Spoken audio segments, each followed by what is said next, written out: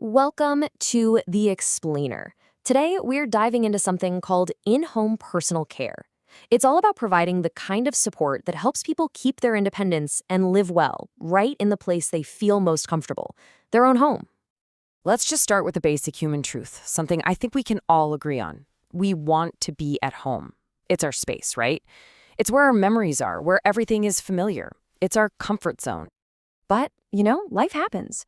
And what do you do when things get a little tougher? When just getting through the day becomes a challenge because of an illness, a disability, or just the natural process of aging? That's a tough question a lot of families are facing. Well, there's often a really good answer, and it's a service called personal care. So let's get right into it. What does that actually mean? What is it? Okay, here's the single most important thing to get. This is non-medical help. We're not talking about nurses or doctors here. We're talking about trained professional caregivers like home health aides who help with the essential activities of daily life. And, key detail, you don't need a doctor's prescription for it. And that brings us to a really critical difference.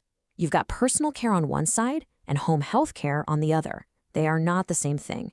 Home health care is medical. It's things like physical therapy or changing a wound dressing, stuff a doctor has to order. Personal care, that's all about support for daily living. Think of it this way. Home health care is treatment, but personal care is support. So, who exactly is this for, and what kind of help are we really talking about? Let's take a look.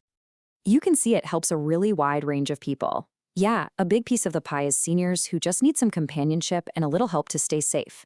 But it's also absolutely vital for someone recovering after surgery or for people managing a long-term illness. And look at that last slice. It's also for family caregivers, the ones who do so much and just need a break. It's relief for them, too.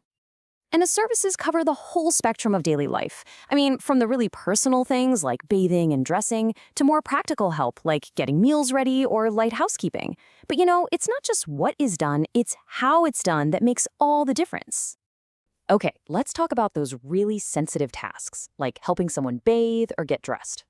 The goal here is simple. Safety and hygiene, of course, but always preserving dignity. It's not about doing things for someone, it's about doing things with them. A great caregiver knows this starts with prep, getting towels, soap, clean clothes, everything ready before you even start, so the person is never left feeling vulnerable. This quote, it just hits the nail on the head, doesn't it? Feeling safe and in control. So picture this, you're helping someone with a shower. Your job isn't just to make sure there's a non-slip mat on the floor. It's about making sure the room is warm, checking the water temperature so it's just right, and then empowering them by letting them do as much as they possibly can on their own. It preserves their sense of self. And that very same principle of respect applies to everything else, whether it's helping someone shave in the morning or providing support with toileting. It's all about dignity. It means giving privacy but staying close enough to ensure safety. It means making sure they can reach the grab bars easily. It's about helping someone maintain their personal routines, the way they've always done things. All right, so if you're listening to this and thinking, okay, this sounds like exactly what we need, what's next? How do you actually get started? Well, it's probably more straightforward than you think. It all follows a really logical path. You don't just jump in and hire someone.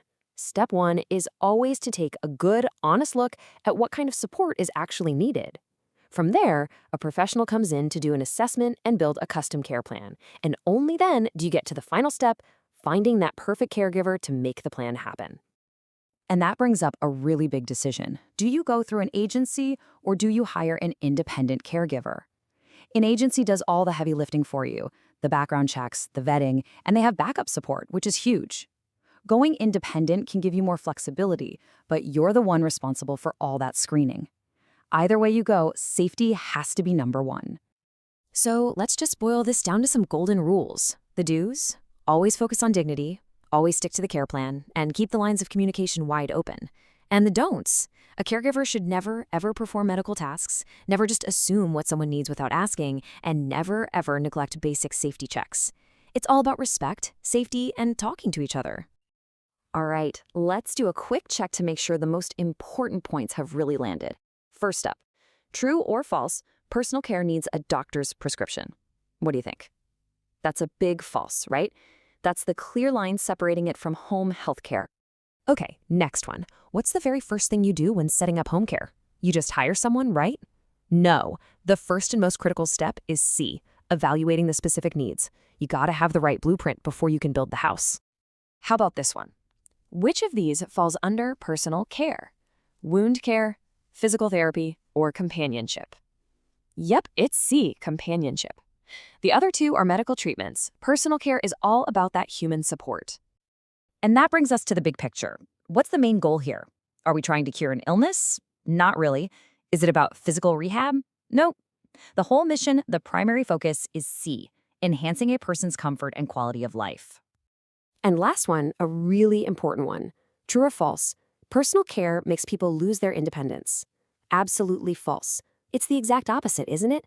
The whole point is to provide just the right amount of support to keep someone independent for as long as possible.